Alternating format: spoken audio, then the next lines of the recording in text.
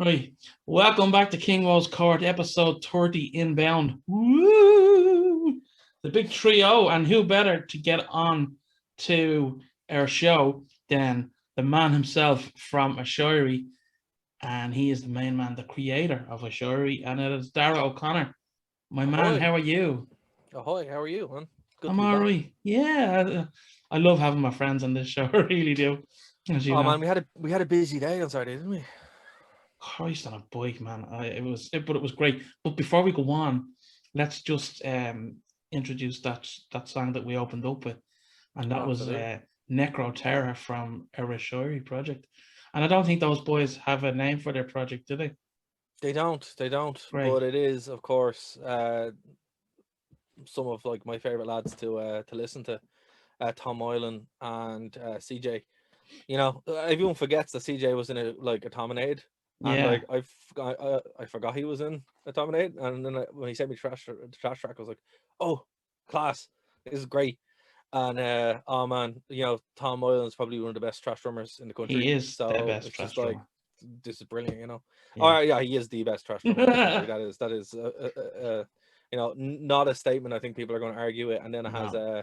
Johnny from Scimitar, who is a class guy, and Scimitar, a great band. So yeah, I man. had to apologize, Johnny, earlier because when I was doing it on putting the track up on my socials, I called it Narco Terror. Well, see, it was Narco Terror for a I while, knew and it. I knew it. on the list, it's down as Narco Terror. Yeah. And at some point they changed it, and even CJ was like, "Oh, it's called Narco Terror now." I'm like, "All right, that makes a bit more sense." But yeah, that's what it is. So look, that's fair. That's fair. I would just say that was the list. That was what they put on the list, and it's still Yeah. actually on the list now. It's in front of me. So I re-edited it, so but it's okay. yeah, it is Uh, what it is.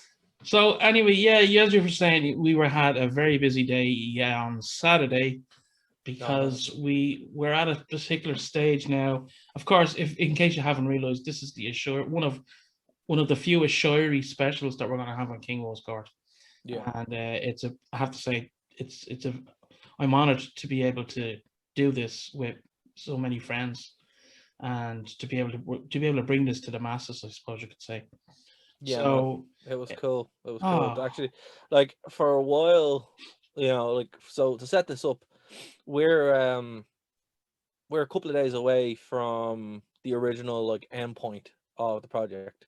Initially, I was like, right, 2nd of July, that's it, folks.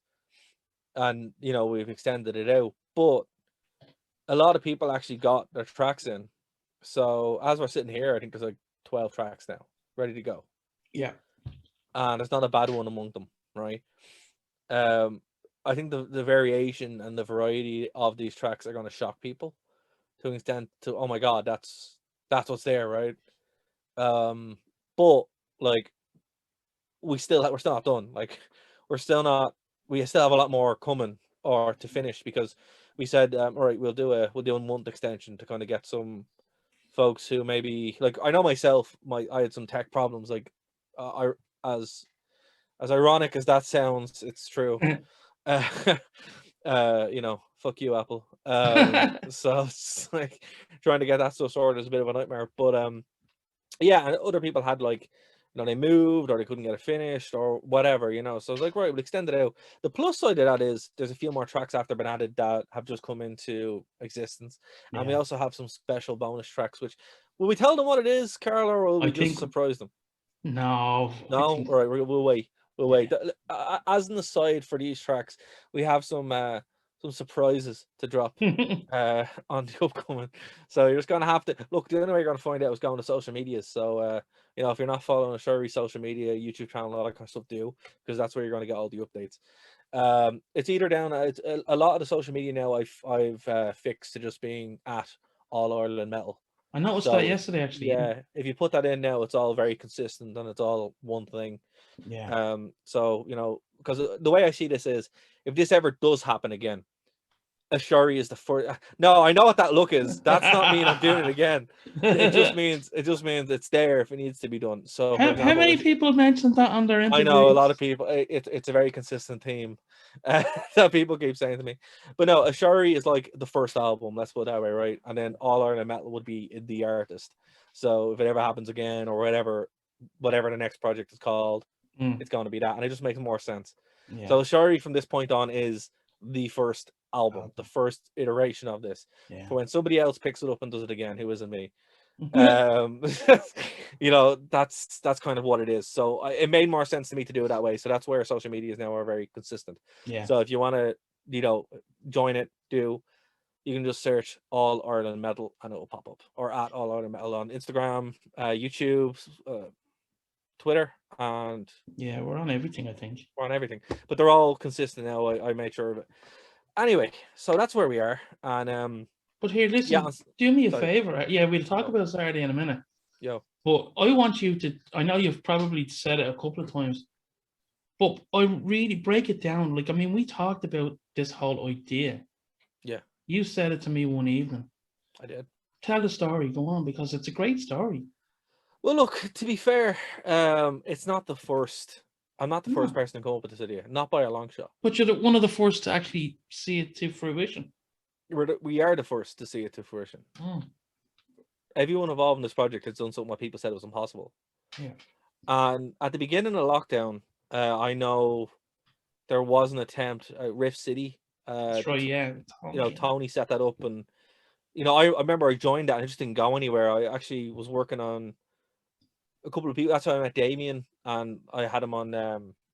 We were working on some Beatles tracks for the follow Beatles album, which is on ice now for the foreseeable. But oh, by the way, there's new Aborted Art album coming out, which I totally forgot me and Shannon did. Like Jamie did a couple of months ago. That's out Friday. We have a music video. That's out Friday.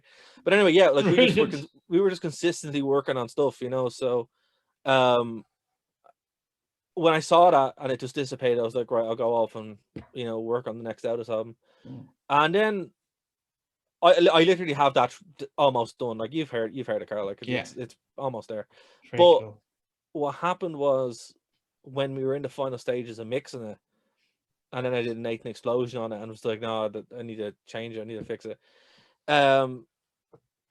Phil from Born in Metal Ireland posted something on Facebook, and you know, here's the thing, right? Facebook and all social medias are pretty terrible, right? It's in the lots devil. of ways. But they do have their up points. A lot of this project specifically would be impossible without Facebook. This project would specifically be in many ways, including the inspiration. So I saw it. Like I love the Roadrunner United album. I think it's great. You know, actually, I said to you like earlier on today that I had a realization that like two entities created my entire like music taste. Roadrunner, Colin Richardson from Roadrunner, and then Studio Freeman, Frederick Freeman, you know, who did everything from you know, In Flames to Demon Ball Gear to, you know, like literally you look at it and he's worked on it, right? So I'm just like, oh, that's interesting. But anyway, yeah, and it just, I was watching the documentary because, you know, I love the documentary and a lot of people do. But it just, yeah, it is a great little documentary, you know. But what's cool about it is, and I, you know, Phil posted something, oh, wouldn't this be great to do in Ireland to try and get some bands together? And I messaged him, I was like, hey man, this is like 1 o'clock in the morning or something. And I was like, hey man, yeah, let me know if you need anything. And then about like the next day I went for a walk out with my dog and I started thinking, you know what? How would you do that? Like how would that actually work? Like from, you know, from idea to conception, like what would be the most logical way of doing it? And that's when I came up with the Excel sheet and all that kind of stuff. And then I messaged him and I was like, hey man, you know, I messaged him 2 or 3 times before I actually like pulled the trigger on it. I was like, hey man, you know, like, are we good to go? Blah blah blah. And obviously he's a very busy guy, so he didn't get a chance to respond to it. So I was just like, well, I'll just put it up and see what happens. So I put it up on like one group. I don't remember what group it was, but just one Irish metal group that I knew a lot of people were on, just to kind of get some traction. And it got a lot of traction, like ridiculous amounts of traction from people who signed up. And then it kind of went from there. So look, I'm not the first person to come with the idea. I don't even claim responsibility for coming up with the idea in total, but you know, once I figured out how to do it, it made it happen. And like a little bit of organization and, you know, just kind of foresight into, right, well, what does this look like? Allows it to happen. But look, if you're not in a band, if you don't work in bands, you don't know how bands work. I have the advantage of been in bands my entire life. Yeah. Horrenda had 11 members at one point, coming and going. I know how to deal with people, right? Yeah. And that's just kind of it. If I hadn't had that experience, I wouldn't have been able to do it. So, like, a lot of credit has to go to both Tony, who tried to get this going, but just didn't push in the way. And I don't think it was the right time for it either. Because, again, we didn't know lockdown was going to come for a year. Like, 100%, this only happened because we were gone for a year. We'd all invested in the gear to do it. And we were all hungry to do it. I think Tony was a little bit too early, and that was unfortunate, which is why when he came on this project, that was great, because anything he's done has been amazing. And he's amazing. For me, I'm really glad that he actually got his idea done. Yeah. You know what I mean? Because he did actually come up with it like a year before I did. It just wasn't the right time. Like, we caught lightning in a jar here with this. And when Phil said it, obviously it's just like, well, it was the right time. It's just he didn't really know how to get the gears work. Now, here, with that said, either did I, but I'm like, right, spreadsheet, let's see what happens. And what I love about that, Darragh, is, and I look at this as, the way you hear people giving out about, oh, I'm sick of this, and people won't do stuff. They always, they're good at talking, and they don't do, and I'm just generalizing in life. No, in general. Yeah, in general. Yeah. But here's the perfect thing. I always say to people, all it takes is one person to start something, and other people will follow. Right? So it just takes one person to have the balls to make that move, and this is the perfect example of it now, I feel. But look, do you ever hear the joke about the difference between an Irish person and an American? No. So an American walks past a big house and he goes, you know what, one day I'm going to live in that big house. Irish person walks back to that house and goes, fucking prick. Yeah. It's that kind of thing where it's like, I think as Irish people in general, we kind of like, we look down on ourselves, or we kind of oppress ourselves a bit. Yeah. And, even people talk on Saturday, like, so where's the documentary going? I'm like, oh, wait till you see. It's like, but thinking bigger than just what you can do. It's about, going beyond this small little box we put ourselves in. Because, like, if there's one thing, and it's not only about one person doing anything. I agree with you there on that, but it's also about having a belief in people. Like, I know we have the best scene that people don't know about, man. Yeah. And it's been proven. The tracks are great. Like, I'm just marking out on people working together who I just wanted to hear what it would be like. Yeah. If they were writing tracks, and it's exactly what I thought it'd be. It's just about getting people to believe that. And wasn't there an amazing sense of camaraderie on Saturday, wasn't it? Here's the weird thing, right? So we stopped shooting about 2 and we were having lunch around like that, and obviously we're doing COVID stuff, so we were social distance and all that kind of stuff, and we had the masks and all that kind of crap. And it was just like, right. And there was one point where we were just hanging there, and it was like we were at a gig, but we weren't. We just talked to each other, and it was weird. It was just like, you just got that spark that the scene is like 100% like back in a way, in a whole new way. It was amazing, man. It was like really, really weird. It was really weird, but really cool at the same time. I know exactly what you're saying. Yeah. And there was a great buzz about it. Everybody was so happy to see each other, and it was super cool. I'm even getting tingles on the back of my neck now remembering it. Like, yeah, it was great, man. Yeah, also, like, the weird thing is, like, there's some people who I never met until Saturday. Yeah. For the first time. I might even work, like, Lisa was one of them. Like, obviously I do Nerd to Know Media. I run that, and like Lisa does shows on Nerd to Know basis, and she also does her own shows, her whole array of shows there. So I know her quite well, and I only met her once. Wow. So that was the longest time I actually hung out with her, was on Saturday, right? It was wild. It's wild. I think she is, and I don't mean this to sound silly, but I think she could be one of the hidden gems of this whole thing. Oh man, absolutely. Her track is like, I will admit I have 2 favorites. Hers is one of them, and also the Morrigan from Mo and Julie and stuff like that. Yeah. Like, that's my other favorite so far. Like, I'm sure there's gonna be more, but I just think, like, they're so unique and they're so different and they're so completely unexpected that I'm just like, oh wow, this is incredible, right? This is just so, this shouldn't happen, but it has, and it's great, Yeah. It just one thing as well. One thing that one thing that was great and it was cool to hear is, like, everyone was saying how positive everything felt, and it was like, that was cool, man. Because, like, we've all been there with bands and stuff where it can be quite negative. So to have, like, an overwhelming again, like there's 120 plus people. I stopped counting after 120. And the fact that everyone's main reaction was, I want to do this again, this was positive, rather than never doing that again, is pretty cool. Absolutely. I would definitely do it again. And I mean, as I said to you, I'm at a stage, and I think I said this in my interview, where I would love to collaborate with everybody now. Anybody. Do you know what I'm saying?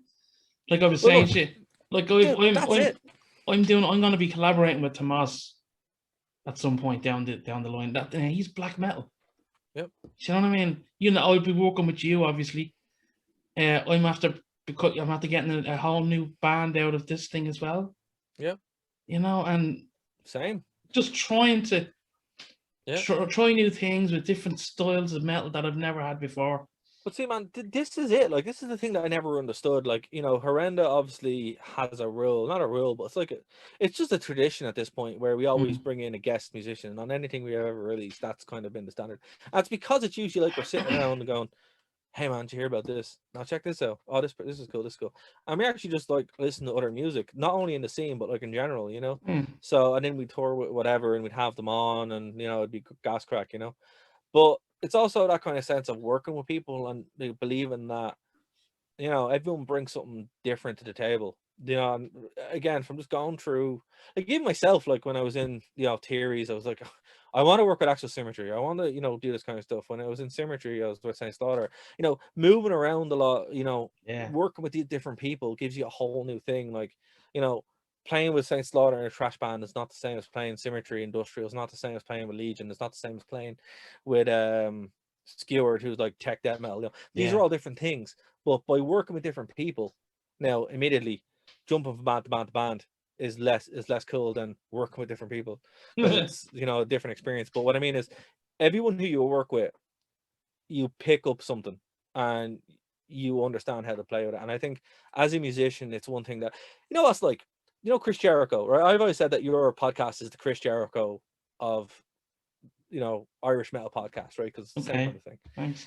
And it's like Chris Jericho said that, like, you know, he'd go to Japan, he'd go to like Mexico, he'd go to WWE, WCW, and learn different styles and learn different stuff. And that's kind of what I think is cool about an active scene, you know, where you can work with different people. Like, one thing that we have but don't really have, I think the lads in Cork have it a bit better, is when you're in, you know, like Sweden, right? Sweden in the 90s. Solo work would show up in a Flames video.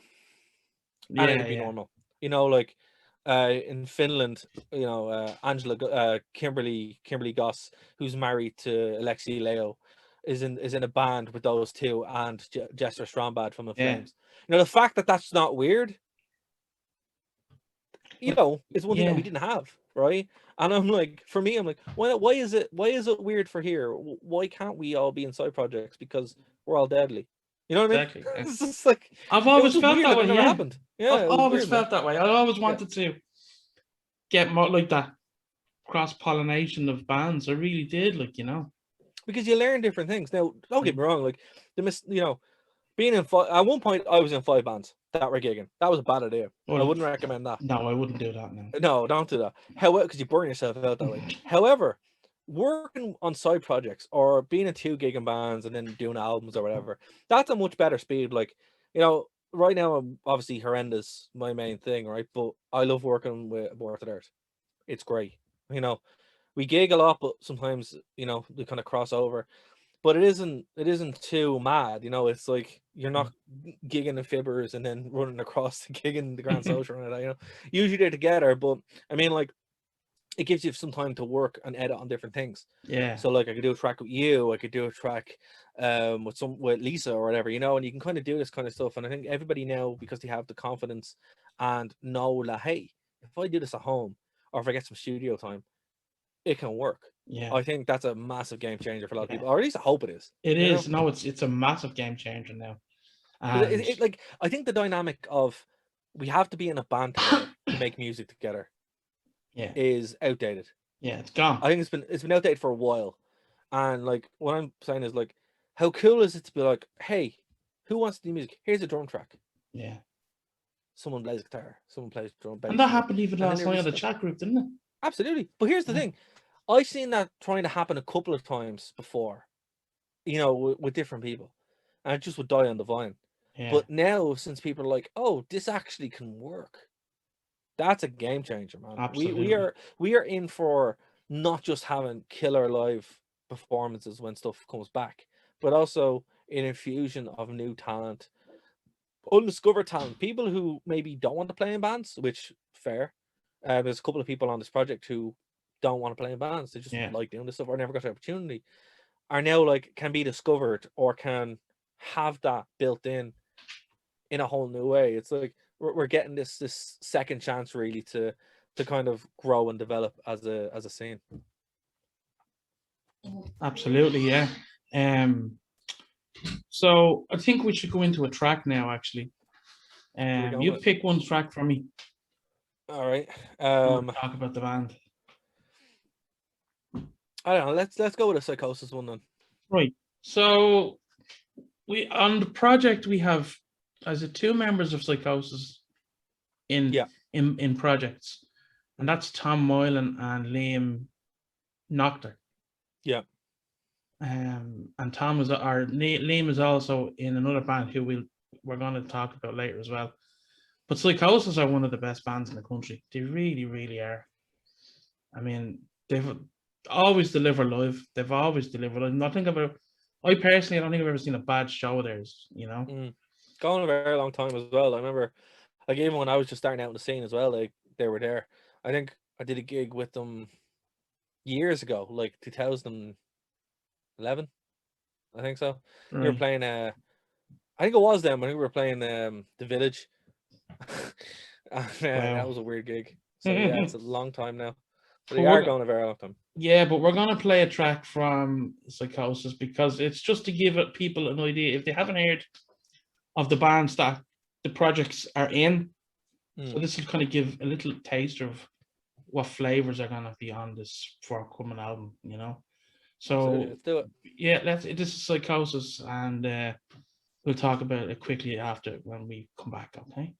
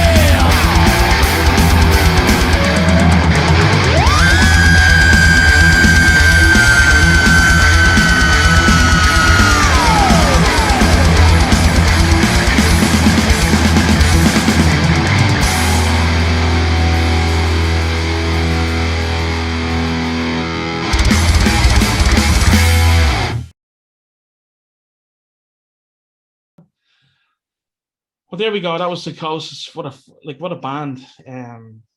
Like as you know, Darragh, I want Tom to. I wanted Tom to do the Slayer band with us. You Yeah, know, now yeah, Kyle's savage anyway. absolutely. You know, Working with myself on 2 tracks on this thing. So oh, I know you are. Yeah. yeah, no, Kyle's great. It really is. Yeah, Great and guy. that's a great thing as well. Cahill, um, what's Cahill's surname again? Murphy. Yeah, I can't remember. Well, I have the list Um, in front of me, so yeah, well, you have, yeah, yeah. but that's great. Like he has been off the scene for years. He was in what was the name of the band he was in? Was He's it? been in Reka bands, He's in, but like yeah, Reka like, bands. he's Yeah, in a lot of bands, and I think he was even in Primordial at one he point. was in 40 at one point. Yeah, Yeah, so it's great to see him back on the scene. yeah. See, And this is it, man. Like, this is it. Like, it's like Keith's brother didn't play guitar for like 10 years yeah, before being in the project. Sean from what's it? Sean Doyle from the actually it's a class song. Tom and Dave are working on that, or oh, Donnie that is song working is on it. class. Yeah, Oh, it's unreal. And like that, Sean just wrote that and was sitting on it because wow, he wasn't in the scene. It's like, holy cow. And that's that's what I mad. mean. Like, we kind of, don't get me wrong, I like gigging, right? Gigging's great. Hmm. It's, yourself, man. Like, it's the best high in the world, right? Yeah, But when you're so focused on gigging, you don't see the forest from the trees and you forget that there's other things out there and other music. So, you know, it's cool that this has been done. Like, even I'm working on a track with Col O'Callaghan, and like, I did some out of stuff with him. We have our own little Harry Carey for the Sky thing. He's not in hmm, the scene either. Like, his band's just, they're not in this country or anything like that. So any opportunity to get to work with him, I do. And that there's another chap who's just out of this world talented, yeah, but like, there's no gigs because it's not a gig and band. You know? yeah. And that's it. Like, I mean, and like that, I've now come to the realization that it doesn't always have to be about gigs, and Yeah. I'm now more don't and like yeah, I love gigs. Obviously, Yeah, I've like been doing it. look, guys, don't get me wrong. Yeah, We love gigs, right? yeah, We are both gig junkies, right? yes, But at the end of the day, it's okay for it not to be gigs. You know yeah. what I mean? And I'm now I have a new like because you know yourself. I thought I had stopped. I thought I was going to retire from singing Yeah, until a Sherry came about yeah. because that's just how I was feeling. And then when I Like sang gigs, man, gigs burn you out. yeah, but when I sang my first bit for one of the songs, I was like, I can, I can still do it. I had the belief in myself again. Yeah, and So dude, that's really good to hear. Like, it's I knew you were thinking about it. I didn't realize it was that set in stone, man. Like, yeah, yeah, but it's one of those things that, like, when it's also like focused, and because there is, we're an island, it's kind of hard to get off the island sometimes, yeah, literally. So when it's also focused in of doing gigs, and those gigs just so happen to be very interchangeable or whatever, or you don't have good experiences, you kind of forget why you're doing it. You know what I yeah, mean? yeah, And absolutely. you know, but even recording and stuff like that, you kind of forget because, like, you're sitting there, like, yourself, man. You do about you release an album, and then you go on it. You do like a small tour or a bunch of gigs or whatever. You do like Yeah, 20, 30 gigs in a year or something like that. And you don't write because it's all your practices are all about the gigs, and then you haven't written anything. And I know even with Horrenda, like, tap was off for me for a while. A lot of the newer stuff that we've written, Mark stepped up, and with a Shari, because I was writing loads of different things, the tap came back on again, and I'm like exactly. back into writing again. Yeah, So I'm totally there with you, and it was exactly for the same reason that you said. It was like yeah, you get so caught up with playing yeah, that you forget, and you're like, shit, I can't write anymore. Maybe yeah, that's it. Maybe I'm just gonna have to let Mark take over as like the full songwriter for a while, and then you come back and you're like, okay, this is what I was missing. Kind of, yeah. And that's really great to hear struggling. you back on track as well, man. It really Thanks, man. is. Appreciate it. Uh, It comes and goes. Like, as I said, for me, it's, and for a lot of creative people, they have their own process. yeah, Sometimes you can write a song, sometimes you can't, and now it's all because of these different, like, influence, and working with so many great people is like, it's hard not to be inspired. yeah. I I mean, I had three. different ways of writing for my 3 tracks. The way I wrote for each track was different. Right. The one with Shannon, obviously you read those. You read those lyrics, and like I don't normally write kind of humor lyrics. Yeah, that's what came out. Quite dark humor, I know, but people will hear it when it's out. And then the other one that I wrote, I did the one that I'm on with Jason from Creep, and Damien and Neil from the Lugosi. So Jason wrote the first kind of portion of it. That's with the 3 vocals on it. Yeah. Okay. That's it's a great track.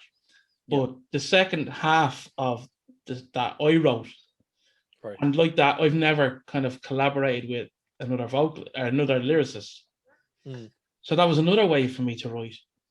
And then the track that I'm actually leading myself was my traditional way of writing. And I even wrote the parts for Hoyt to sing as well.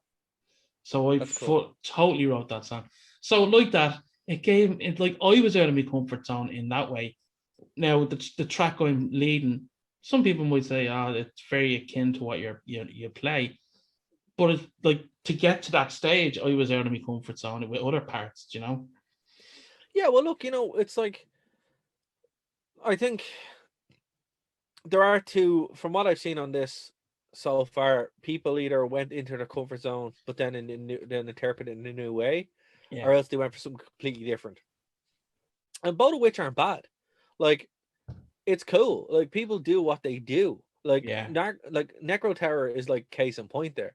Like, the lads play trash, and they do it well. Yeah, absolutely. So, but it's a whole new different approach because they probably haven't worked together in ages or at all. One thing that initially I didn't know if I was going to allow or not was bands doing tracks. Like bands writing a track. And initially I was kind of like, yeah, maybe, but I'm glad that didn't happen. Yeah. Because I don't think that's a good idea. Now, some are like, oh, but Horrendous in super tracks. I'm like, yeah, but they're not Horrendous tracks.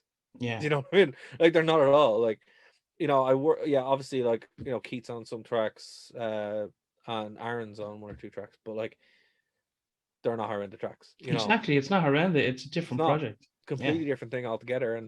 But what is cool is like one of the tracks that Aaron was on, like we were doing vocals, and you listen to it and you're like, geez, that's not different Aaron, yeah, man, it's wild, it's wild to see it. But it is, I would say, like, when people like listen to it, whatever happens, and as we said, we're doing this on the 5th of July, so we're sitting on like 12 tracks here, and they're all very different. There are elements that people would associate with certain people, and they'd be right to do so, but like, in this iteration, I think it's completely unique. But here's the thing: I was actually listening to Roadrunner United today, because I just seem to listen to the album an awful lot. But like, when you're listening to it, and some of the more famous tracks on it, like Rob Flynn sings like Rob Flynn. He doesn't sing like someone else. You know what I mean? It's like he's still kind of doing himself, but then he does a duet with Howard Jones from Killswitch Engage. And it's such a cool, different dynamic. Yeah. And that's kind of what was carried over here, like, not on purpose, obviously, because the intent wasn't to steal that idea fully, but it just kind of happens because like everyone has their own little signature kind of thing. Like, I'm doing a track with I'm doing a guitar solo. I don't do guitar solos. Well, you do now.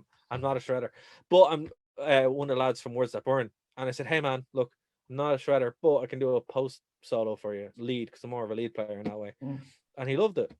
So like, even though I'm still carrying over the way I would play lead, it still works, but it's still my style of playing, so that's what I mean. It's got your flavor on it. Yeah, exactly. It's what you do, but I don't think that's a negative at all. Like, that's cool. Why would it be? Like, I mean, we're doing this to collaborate our particular skills with each other. Yeah, absolutely. So I mean, I'm not going to go out and, like I said it to a few people. I'm doing less heavy vocals nowadays. It's just preserving my voice, and the way I look at it as well is there's enough heavy vocalists out there, Yeah. and I 100%. always want to strive to get the heaviest sounding riff, but with the clearest sounding vocal, which once it doesn't, like, it still sounds with ballsy. Do you know what I mean? Yeah. It's a No fine, falsetto. yeah, it's a fine line to get Yeah. that balance, but when you get it right, it's just as impactful as a heavy riff or a heavy vocal. Yeah, but like, with heavy vocals, like with certain things, like, like most of my metal has, like, heavy vocals, but then like Cookie Monster vocals are a bit ridiculous. Yeah. It's like no. But like then again, like with certain genres, like with black metal, it needs to be kind of like, I prefer like high black metal vocals, like Nazgul or screaming, No. rather than the lower stuff, which is no more Aaron's forte. But what's cool about when Aaron does vocals, like, he does like two of them, and his highs are quite good as well. Yeah. So he kind of jumps back and forward. Cool. But I like the Inquisition kind of stuff. I do like, but I prefer when it's higher. So yeah. You have to just kind of find that balance. But I think every genre of music has that. Where everyone. Oh yeah, it would do. Like, there's a reason I sing black metal the way I do, because that's the way I like black metal being sung. But with Aaron, when he sings it different, because that's the way he likes it being sung. You know. But then again, he's the one singing, I'm the one playing guitar, because whatever. That is what it is. Man, absolutely. So no, I get you, but like, I love the way you sing it, so I think it's class. Like, when I listen to the tracks and it is this like big, dirty fucking doom riff, and then you just start soaring over, it's class. Yeah, class. It's nice to get that when you complete something like that, and you're like, well, yeah, it's heftier than 90% of stuff that's out there. That's an accomplishment when you think about it. But like, you do this kind of thing as well, where like you kind of swap into like Slayer as well, Slayer vocals, and these big descending things, because you just love Slayer, even though it's outside it. And Aaron does it too, because he loves Greg from Dillinger, and I hear it sometimes, but I really heard it on this track that we were doing. I was like, wow, okay. So I think people are starting to not only, like yourself, you sent me a track and you do the Tom Araya scream, right? And I'm like, oh, there it is. And I think like people's influences are naturally growing outside their band. They're like, I want to do this, so here it is. Exactly. And it's really genuine as well, because it's no pretense. It's like they're actually just really running with what they want to do, or whatever influences them. It's really neat to see. Yeah. Or hear, because you don't see it. Exactly. Now I think it's time for another video. Okay. Let's do it. I'm gonna Creep. Yeah, we'll go with Creep. So we have two of the lads from Creep on a few projects. We have Jason McGuinness, the vocalist, and we were saying Liam Nocta, and they're two of the best musicians going. I think Jason has some fucking voice. I'd say they've been around for a while, like a long while, and I didn't really didn't click with me.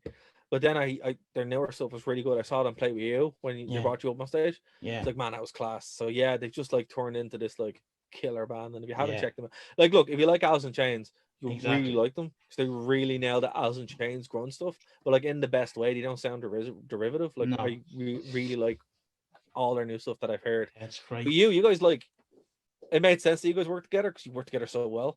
Yeah. But yeah, man, it's class. And not only is their stuff class, but your track that you did with them is awesome. Well, yeah, it's got a bit of weight to it now, Absolutely, yeah. But there's another thing, side note, before we play the track. Myself and Liam and Jason are going to be doing an acoustic type thing. Oh, killer. So there's another project in the works, I'll be worse than Mike Patton, I will. Not as good, obviously. Jesus Christ, that's God. Do you know what I mean? So we're going to aim. I was good to aim for the stars. Well, that's it. I'm getting a bit old for aiming for stars now, though. But you look, never. Right, this is Creep. Here we go.